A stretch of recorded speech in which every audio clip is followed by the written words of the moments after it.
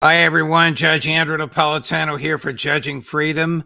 Today is Tuesday, June 18th, 2024. In a moment, Lieutenant Colonel Karen Kwiatkowski on Does the American Empire have a death wish? But first, this. You all know that I am a paid spokesperson for Lear Capital, but I'm also a customer, a very satisfied customer. About a year ago, I bought gold and it's now increased in value 23%. So $100 invested in gold a year ago is now worth $123. If you have $100 in the bank, it still shows $100, but $100 in the bank is now worth 24% less. Inflation has reduced all of your savings, all of your buying power, and mine, by 24%, and gold is largely immune from that. If you want to learn how gold will soon hit $3,200 an ounce, call Lear Capital, 800-511-4620, or go to LearJudgeSnap.com. Get your free gold report. Same experts who predicted the 23% rise that I've enjoyed have predicted this $3,200 an ounce gold. Learn about how to transfer this to an IRA. Protect your savings. 800-511-4620, LearJudgeSnap.com. Tell them the judge sent you.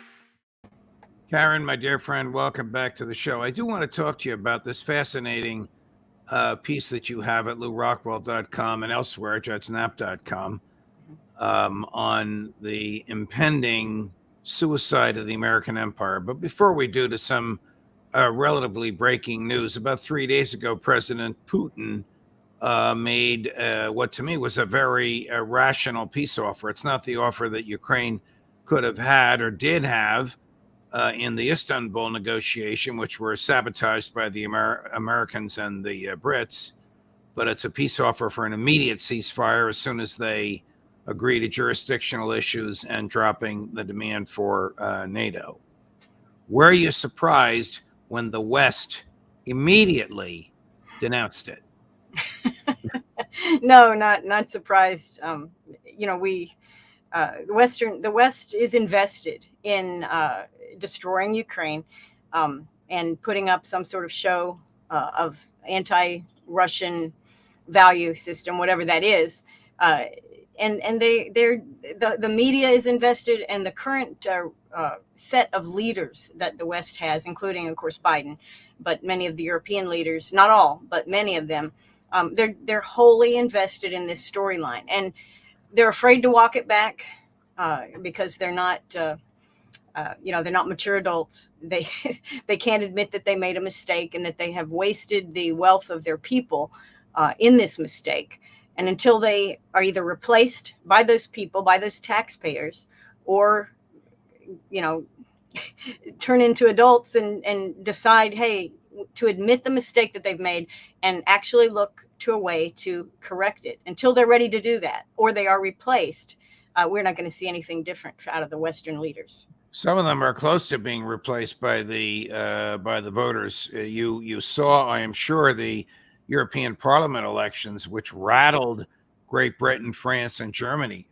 France so much so that President Macron called for a snap election for the General Assembly, the lower house of France's parliament. And the polls show an enormous lead, greater than 20%, by the conservative coalition of parties there. Yeah. The people are upset with their leadership, much as they are in the United States. I mean, if Biden, granted, he's incapacitated in many ways, but if he had not launched this effort in Ukraine and supported it, and of course he did it under Obama as well, but if this effort had not been made and Ukraine was at peace and we didn't have this war, he could focus better on what's happening in Gaza. And I think he would be much closer to the numbers that he needs to stay in office. But he's not. He's disastrously unpopular in the United States. The voters are not going to return him to office. I think that's pretty clear. And a big part of it is they're sick of what he's doing in Ukraine. And also, I think they're sick of the lying. And I think this goes for the Europeans as well, because I believe the average European has a better sense of what is true regarding the status of Ukraine, regarding the rationale behind this Ukraine proxy war. They have a much better sense of what is true than we do, and they don't like it. Americans have been lied to consistently, but we are starting to wake up as well, and we don't like it. So, yeah, it's bad politics. It could destroy the world, but right now it's bad politics. Here's a very serious President Putin, cut number 8, Chris, arguing we are inching toward the point of no return. Lastly, the self-centeredness and arrogance of Western countries have led us to a highly perilous situation today. We are inching dangerously close to a point of no return. Calls for a strategic defeat of Russia, which possesses the largest arsenals of nuclear weapons, demonstrate the extreme recklessness of Western politicians. They either fail to comprehend the magnitude of the threat they are creating, or are simply consumed by their notion of invincibility and exceptionalism. Both scenarios can result in tragedy. It is evident that the entire system of Euro-Atlantic security is crumbling before our eyes. At present, it is practically non-existent and must be rebuilt. To achieve this, we must collaborate with interested countries, of which there are many, to develop our own strategies for ensuring security in Eurasia, and then present them for broader international deliberation. This is the task set in the address to the Federal Assembly. To outline a vision for equal and indivisible security, mutually beneficial and equitable cooperation, and development on the Eurasian continent in the foreseeable future. A notion of American invincibility and exceptionalism is crumbling. The Euro-Atlantic security is crumbling. The future is Eurasia. And of course, he's talking about economic future as well as military and diplomatic. What did you think, Karen? Pretty strong, pretty articulate. Yeah, and if we, there's so many people that in the United States, certainly our leadership and Europeans' leadership, they cannot listen to the words that Putin says, and he's been quite consistent. But they need to, perhaps, if they will, listen to what's driving his words. And what's driving his words is our actions and our threats to the very existence of Russia. And we can say, oh, well, we didn't want to make a Ukrainian proxy war against Russia to destroy Russia. We can say that, but that's actually not what we've been saying. American politicians have been saying that we are precisely involved in Ukraine in order to weaken and destroy Russia, to break Russia up into smaller and smaller pieces.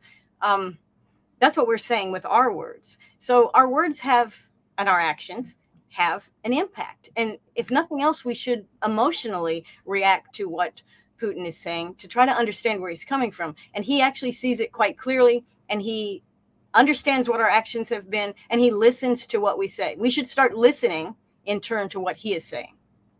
Switching gears for a moment before we get to your piece on the American empire, Prime Minister Netanyahu of Israel has disbanded his war cabinet. Is there any significance that you can read into that? Is he facing some political realities, or is he consolidating his power?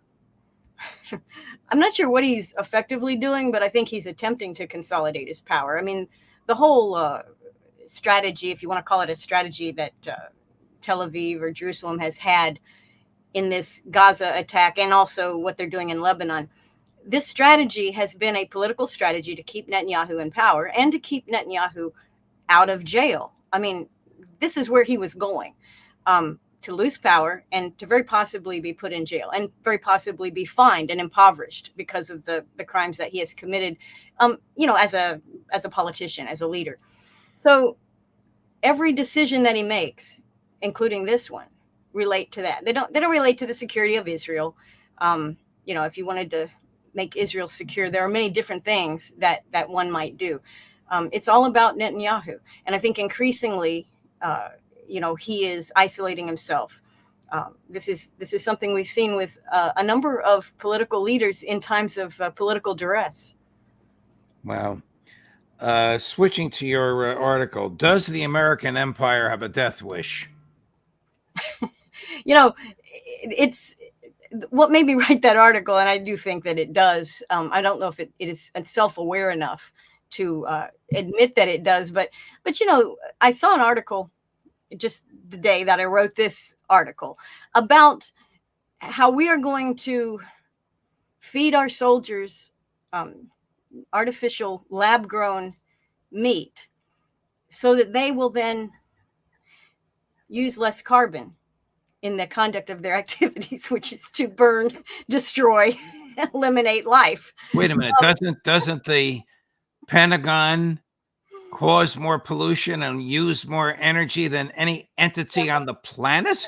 It's the top organization, including countries, in terms of consumption of gas and fuel. And I've read the 5th largest polluter. And so that means, you have large countries like China, large industrial countries, but the Pentagon is number 5 in terms of sheer pollution that is put out. It's a very, I was exposed to it to some extent. And I'll share this little tiny story. Maybe the Navy people know this, but I was shocked when I went to a 6th Fleet headquarters in Italy. Went on a visit to the fleet ship, and I stayed overnight on that ship. And the water around the ship was not very clean, and the fish. And I said something about it, and someone said, "Well, yeah, it's when we're at port, we don't go out to sea to dump our waste. Normally, we dump it in the ocean and out to sea. But when we stay in port for a long time, we have to dump it here." And I was just like, "What? Are you kidding me?" But of course, cruise ships do the same thing; they dump their garbage. But the U.S. military, we burn things that have toxic chemicals as a matter of a normal process. But what kind of a mentality is willing to engage in extraordinary pollution, but feed the people that work for it lab-grown meat on the theory that it produces less of a carbon footprint? This is just insane. Well, and what the bookend to that, of course, has been reported early on in the Biden administration, and that's the push to have battery-operated tanks, electric vehicles instead of diesel and gas.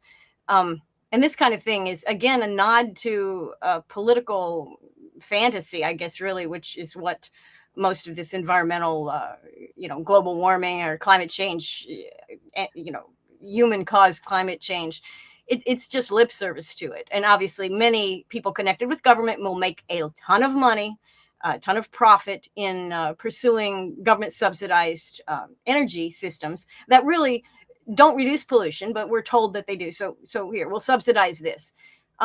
Military is not immune to this. And of course, the military is a wholly dependent on government spending. This is, we talk about the military industrial complex. Well, they're all in. They're all in with taxpayer funding of whatever they can get. And the taxpayers, particularly of the liberal side, who are concerned about the environment, I say that, I'm joking about that they're concerned, because they back the war in Ukraine. Well, you're concerned about the environment. You just destroyed millions of acres of productive farmland. You've polluted water. You've damaged atomic energy plants. But no, we love the environment. We love the environment. So if you love the environment, the very first thing that you have to care about is making peace, facilitating peace, ensuring that differences do not elevate to the point of destroying the environment, much less people. Because I'm not sure the Democrats care much about people either. And I shouldn't pick on the Democrats. It's a whole global class of people who will tell us we should not pollute. And many of those same people are heavily invested in destroying the planet. So I just find that kind of funny. Why does the American ethos love war? Yeah, well, it's hard to say, but we have been at war in this country one way or the other, not often declared, very, very rarely declared. Certainly not since World War II has it ever been declared. We've been at constant war, and our biggest export in this country is not, shale oil or anything like that. It is, it's military weapons and war. So why do we like it so much? Well, there is, I think, I don't really know the answer, but I think we've kind of warped the idea of the independent cowboy type personality, because I think there's a cherished American kind of ego that is free, that loves freedom, protects its property, really wants to be left alone and that kind of thing. And in order to do that in a complicated world, you need to fight. You need to be willing to fight. You need to be brave. And I think a brave American ethos is part of that. And then they warp it and say, oh, it's very brave to use a proxy to fight your battles, which we have been doing since World War II and even before then. We have been, overthrowing governments, picking sides in civil wars, doing things like we've done in Ukraine. And then, of course, the full-on invasion of countries like Iraq and other places simply to control their resources. Okay, that's theft. That is government theft. Government is not a stranger to theft, but when it goes internationally, it usually requires the use of force. So we have taken an idea of a brave and bold, independent American ethos, because I think many people love America because you have this idea of a cowboy or a city on the hill, even something that's very proud that should be protected. We've taken that and then we've said, well, how can we make more money with it? Or how can we get what we want? Well, war is a wonderful thing to get what you want domestically, because if you scare the population, and we've seen this happen over and over again. I mean, our entry into World War I, very much an exercise in propaganda to frighten people so that they would then submit to many things the government wanted to do that were not, that didn't really conform to the American ethos of freedom and liberty. We had a good thing going, and governments, like all governments, like all states, seek power. They seek to grow, and they cannot be satisfied with only limited power. Our Constitution is in shreds. Why? Because it, on paper, limits power of government. Well, that can't be tolerated. The government should be limitless. And we hear a lot about George Orwell's quotes from George Orwell and the things like that coming back to us. Well, it's the nature of the state. And we have that here. We have that sick state disease in this country. And honestly, we're not going to have peace until we are able to change the state or minimize it to a major, major extent. That's going to be very difficult to do. Here's Foreign Minister Lavrov, often referred to as the only adult in the room when the foreign ministers are together. As you listen to this, it's a little under a minute, Karen. I'd like you to think about whether the West understands what he's saying. Cut number one, Chris. We don't ask the West to trust us. Trust is not something which is illustrating the Western positions, the Western actions, and today there were many examples. I don't want to recite those failures to deliver on the promises, those failure to deliver on the legal obligations. Frankly, I don't care whether the West trusts us or not. The West must understand the real situation. They don't understand anything except real politics. Let them go to the people. You are democracies, right? Ask the people what the West should do in response to the Putin's proposals. West understand people like Vladimir Putin and Sergei Lavrov. No, they don't. But I thought that's a good touch with ask their people what they want, because Lavrov and any global observer knows very well that the populations in many of these countries that are fomenting war and fomenting conflict and spending the wealth of their nations on destructive weapons and threats and hostility. If you ask the people in those countries, that is not what they want to do. And, it's funny that the democracies are the ones that aren't listening to their people. Not at all. Well, a little bit in the EU parliamentary elections, right? They listened to the people and they were shocked. They were shocked to hear what the people really thought, that they don't want war. So Lavrov is reminding, the West and all of us that there is some goodness out there, and it is in the hearts of individuals. And if we would listen to that, if governments would listen to their people, then we wouldn't be in these situations, and the globe, the planet, might actually be able to prevent, its own destruction. When George W. Bush entered the White House, the federal government's debt was $2 trillion. When he left, it was $7 trillion. It's now $37 trillion at this rate. In 2035, 11 years from now, it'll be 50 trillion. Yeah. Is American winter coming? Oh yeah. Oh yeah. And I think the people that know that are those that are really printing and spending all this money.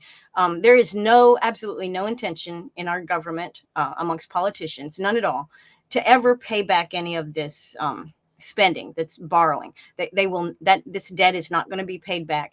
And it's the acceleration that we've seen really in the last 20 years. The acceleration of spending, of debt accumulation that can't be paid back. I mean, physically, there's not enough wealth, not just in our country, but in the world, to pay back this spending that we've done.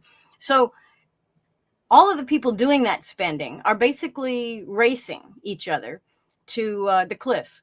They want to get as much as they can. And then ideally, as the car races to the cliff, they'll jump out right before it goes off the edge. That's apparently their plan. But there is no intention. There's no honor in any of this debt. This is something that is going to crash. It's going to crash the economy, certainly. It's going to crash the currency, no doubt. But it could crash actually our lives, what we've come to understand as America. This country, 4 time zones, 50 states, could crash as well. And they know this. I think many of the politicians, really deep down, they know this, and their excuse is, well, it doesn't make any difference. It's going to crash. I might as well enjoy the ride and get as much as I can out of it. This is the kind of corruption that you see at the end of really every empire. They've chipped away at their coinage. They've bankrupted their countries. They've lied to their people. They've created war after war after war that they can't afford. They've destroyed their productive capacity. That's what all empires do. That's where we are. So, yeah, it's coming to an end. You know what's so terrible about this is our mutual friend Gerald Celente likes to say, when all else fails, they take you to war. Yeah. I mean, the thing that, and this is why I think I'm not a person that always stays up at night worrying about nuclear war or attacks. I really don't. But the aggression of the people, the politicians, the political survival of our state may depend on something like a nuclear attack, where they can then write off all the debt, consolidate power, very much as Netanyahu is doing in his very tiny little country of Israel, like 7 million people. He's going to consolidate power. Okay. But for the United States and for the West to seek to do the same thing would require great destruction. And we need destruction to destroy the debt, but they also need destruction to frighten the people, to seize control of resources. And there are other solutions, but I don't think most politicians really can see those. right. They don't see it. They see it like Netanyahu. He's a bad guy, but a great example of a politician. Karen Kwiatkowski, thank you, my dear friend. Always a pleasure. Look forward to spending this time with you again next week. Absolutely. Thanks, Judge. Of course. Coming up at 5 o'clock this afternoon, Ryan Dawson, Judge Napolitano for Judging Freedom.